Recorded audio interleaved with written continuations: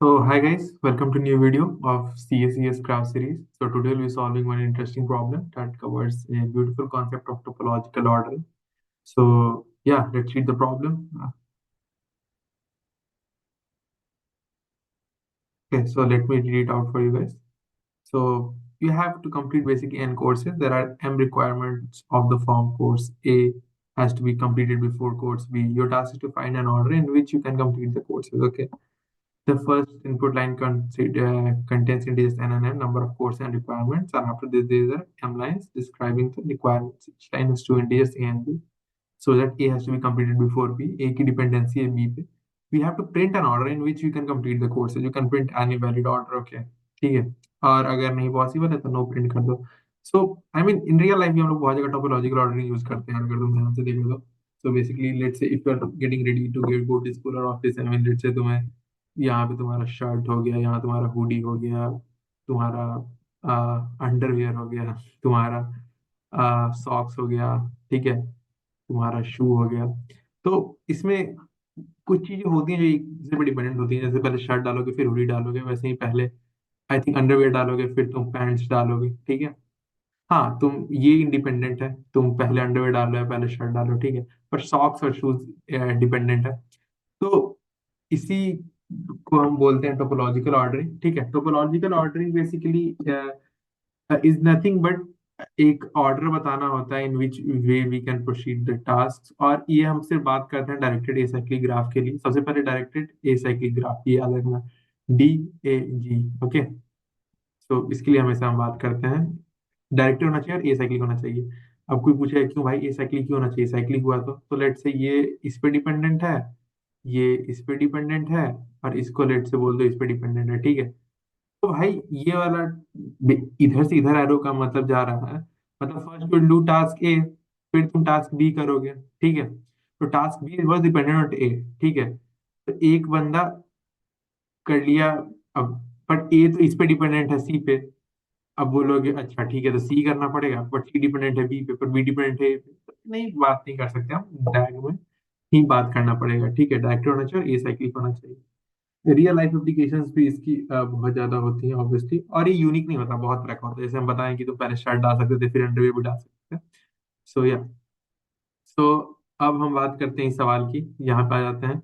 सो N है, ये M है, और तुम्हें बोल रखा है कि वन वन टू.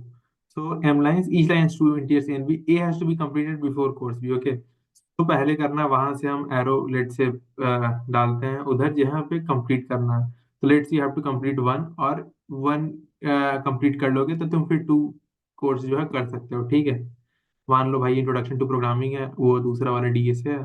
फिर अगर तुम थ्री कर लिए तो वन कर सकते हो, ठीक है. थ्री मेरे को लगता है बेसिक मैथ्स होगा कि भाई वो आता तभी तुम प्रोग्रामिंग कर सकते हो, ठीक है. और फोर कर लिए तो फाइव तुम कर सकते हो, ठीक है. तो यहाँ फोर फाइव का ही नहीं है, तो फोर यहाँ डाल दो, फाइव यहाँ डाल दो, ठीक है. तो एक चीज इसका, अगर हम आंसर देखें तो पहली बात होगा कि नहीं होगा. ऑब्वियसली होगा. क्यों होगा भाई? तो क्योंकि इसमें कोई एक तो मतलब टैग है, डायरेक्टेड एसाइक्लिक ग्राफ है, तो होगा, ठीक है. आउटपुट इज 3 4 1 5 2, ठीक है. पहले तुम सबसे पहले थ्री करोगे, थ्री की डिपेंडेंसी किसी पे है क्या? नहीं है, नहीं. थ्री कर लिया, थ्री करते ही फिर हम फोर कर सकते हैं. एक सेकंड, हाँ. फोर कर सकते हैं, ठीक है. फोर करते ही हम फाइव कर सकते हैं, फिर वन कर सकते हैं, फिर टू कर सकते हैं. तुम ऐसे भी कर सकते हो, थ्री कर लो फिर वन कर लो फिर टू कर लो फिर फोर कर लो फिर फाइव कर लो, ठीक है. एनीथिंग इज मतलब करें.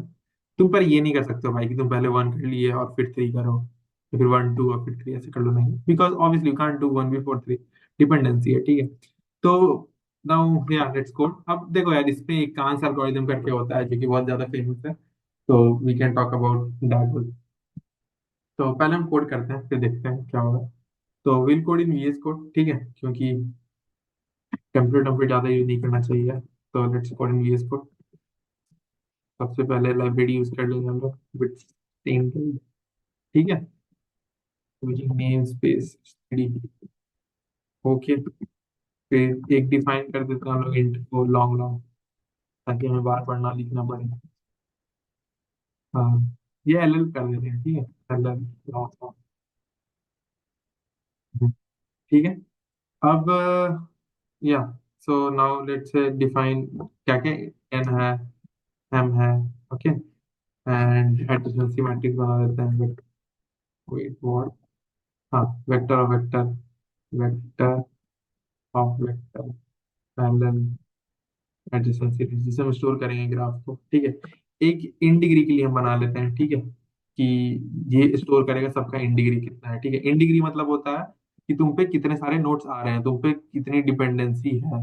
तो मतलब जैसे टू की डिपेंडेंसी कितनों पे थी, तो मतलब एक सीट एक पे डिपेंडेंट था। ठीक है, अगर ये कर देते इधर तो इसकी इन डिग्री 2 हो जाती। ठीक है, जितने सारे एरोज इधर आ रहे हैं जो जैसे समझ लो उसको इन डिग्री बोलते हैं हम। ठीक है, और एक हम यार स्टोर कर लेते हैं वेक्टर एरर टोपो, जो हम लास्ट में अपना आंसर प्रिंट करेंगे। आंसर कर टोपो छोड़ो, आंसर कर लो। ठीक है, और इसको हम लोग अब आ, या सो लेट्स, इंडेंटेशन कुछ गड़बड़ है anyways। ठीक है, वर्ड कान लिख सकते हो। ठीक है, बीएफएस लिख सकते हो जो लिखना है। इसको कान एल्गोरिथम बोलते हैं हम लोग। इसके अंदर हम सारा कोड लिखेंगे, और हम अपना कोड इसके अंदर लिखते हैं इंट मेन के अंदर। ठीक है, इंट मेन के अंदर नहीं सॉल्व कर दो, और रिटर्न 0, और एक ये बना देते हैं वर्ड सॉल्व, जहाँ पे हम सॉल्व कर रहे हो। तो यहाँ पे इनपुट ले लेते हैं और रीसाइज कर लेते हैं एडिशनल लिस्ट को। ये सब तो मसल मेमोरी में होना चाहिए। मतलब ग्राफ के अगर तुम सवाल लगा रहे हो तो ठीक है, इन डिग्री को भी तुम रिसाइज कर लेते हैं। ठीक है, नंबर ऑफ नोट्स है, इनिशियलाइज सबको 0 से कर दो। ठीक है, ऑब्वियसली। एंड या अब इनपुट हम लोग लेंगे, तो for L L I equals to 0 I less than I think M I plus plus, यहाँ पे L L A comma B C M A B, और या सो डायरेक्टेड है, तो adjacency of A dot push back भी हम लोग करेंगे। ठीक है, बी डॉट पुशबैक ये नहीं करेंगे ऑब्वियसली। और wait wait, okay, now in degree of B plus plus कर दो। ठीक है, क्योंकि बी में आ रहा है, मतलब जा रहे हैं ए टू बी जा रहे हैं। ओके, एंड या I guess you can just call ये कांस एल्गोरिथम कॉल कर दो। और देखो, अगर तुम फाइनली तुम्हारे एरे में सारे आ गए नोट्स तो ठीक है, एग्जिस्ट करता था तुम्हें मिल चुका है। अगर नहीं तो फिर नहीं मिला मतलब। तो देख लो कि अगर आंसर डॉट साइज अगर नॉट इक्वल टू एन, तो भाई ये सब तो कोई इम्पॉसिबल प्रिंट करना पड़ेगा। इसका मतलब है कि आई थिंक साइकिल मिल गया हमें, उसका एग्जिस्ट नहीं करता टोपोलॉजिकल ऑर्डरिंग। ठीक है, और यार print it out, I think हमें प्रिंट ही करना था ना। या we just need to print out the order, so for auto IT answer C out out. I guess या दैट्स इट। अब इसके अंदर की चीजें लिखते हैं, कांस के अंदर की। ठीक है, तो बीएफएस है, बीएफएस सबसे पहले क्या करते हैं, क्यू बनाते हैं। एक सेकेंड, ओके। फिर सारे में इटरेट करो, जितने भी हैं, for L L I equals to 1 I less than equals to N, जितने भी नोट्स हैं। ठीक है, और देख लो कि किसी किसकी डिग्री 0 है। ठीक है, कि वो बंदा किसी पे डिपेंडेंट ही नहीं है। ठीक है, उनको क्यों में पुश कर दो, क्योंकि सबसे पहले हम लोग उसको प्रोसेस करेंगे, क्योंकि अगर किसी पे डिपेंडेंट नहीं है तो उसको प्रोसेस हम लोग कर ही सकते हैं आराम से। ओके, ये कर लिया। उसके बाद हम जाएंगे भाई क्यू डॉट एम टी, और हाँ, अब सबसे पहले का रिक्वेस्ट क्यू डॉट फ्रंट, वो बंदा निकल गया। ठीक है, उस बंदे को आंसर में पुश करो, आंसर डॉट पुश बैक ये कर क्यू डॉट पॉप, क्यू से निकाल दो वो बंदा। ठीक है, उस पे किसी की डिपेंडेंसी नहीं थी, एकदम वो इंडिपेंडेंट बंदा था।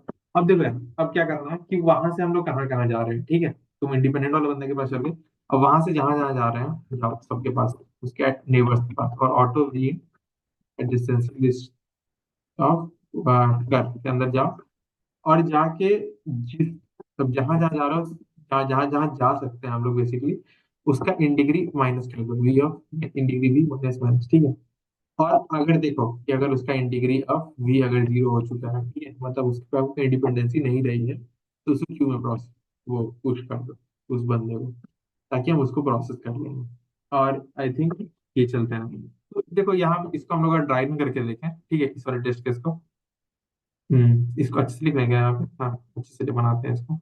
वन था, ठीक है, वन पे डिपेंडेंट टू था, फिर three was dependent, one was dependent on three also. भाई साहब कितना खिचड़ी हो गया। और ठीक है, फोर और फाइव इधर पे, ठीक है। तो सबसे पहले मेरे क्यू में कौन कौन सा पूछता जिसकी इन डिग्री जीरो थी? कैन यू टेल किसका किसका इन डिग्री जीरो है यहाँ पे? वन का इन डिग्री जीरो है, ठीक है, और फोर का इन डिग्री जीरो है, बाकी थ्री का भी नहीं। वन का इन डिग्री जीरो नहीं है भाई, वन का इन डिग्री वन है, थ्री से आया, थ्री का इन डिग्री जीरो। वन का जीरो नहीं है, टू का जीरो नहीं है, फाइव का जीरो नहीं है, फोर का जीरो। तो तुम्हारे क्यू में पूछ हो जाएगा, थ्री में पूछ हो जाएगा, और फोर पूछ हो जाएगा, ठीक है। अब तुम क्यू में सबसे पहले थ्री और फोर डाल दो, ठीक है, क्योंकि वो खट खट निकल ही जाएंगे वो लोग, ठीक है। अब हाँ, अब एक काम ये होगा कि तो थ्री से हम वन पे जा सकते हैं, तो वन का इंटीग्री माइनस माइनस कर देंगे, ठीक है। लेकिन चेक करेंगे कि इसका इंटीग्री जीरो हुआ कि नहीं हुआ। अगर इंटीग्री जीरो हुआ मतलब तभी इसको प्रोसेस करेंगे, अदरवाइज नहीं प्रोसेस करेंगे, ठीक है। क्योंकि प्रॉब्लम क्या हो सकता था कि एक और यहाँ पे नोट होता, ठीक है, लेट्स से सिक्स सिक्स होता नोट, ठीक है। और यहाँ से ये बंदा आके ये करता, ठीक है, one was dependent on six also. तो तुम तब तक वन को नहीं निकाल सकते हो भाई, जब तक कि वो बंदा, मतलब जितने लोग पे डिपेंडेंट है वो ना निकल जाए। तो एक तो थ्री इसको काइंड ऑफ ऐसे बोल सकते हो रिलैक्स किया, ठीक है, माइनस माइनस किया, ठीक है। फिर ये सिक्स भी निकलता तो ये माइनस माइनस करता जाके, और तब जाके इसका इंटीग्री जीरो होता तो पुश हो जाता अंदर। तो that's kind of how it works. So इसको अब चेक करते हैं कि हमारा कोड काम कर रहा है कि नहीं कर रहा। सो आई गेस क्लैरिटी हो गई होगी यार कि इसमें आसान सिंपल सा कोड, ठीक है। हम लोग इसमें, हाँ यार, I think it's a nice way to find out 34152, yes, nice. So it's a nice way to also find out कि हम साइकिल भी देख सकते हैं, आई मीन अपने उसमें वेरी yes, yes. ओके, सो डाग में अगर हमें साइकिल देखना है तो हम वो देख सकते हैं, ठीक है। So choose the file css.cpp, open, try to submit it.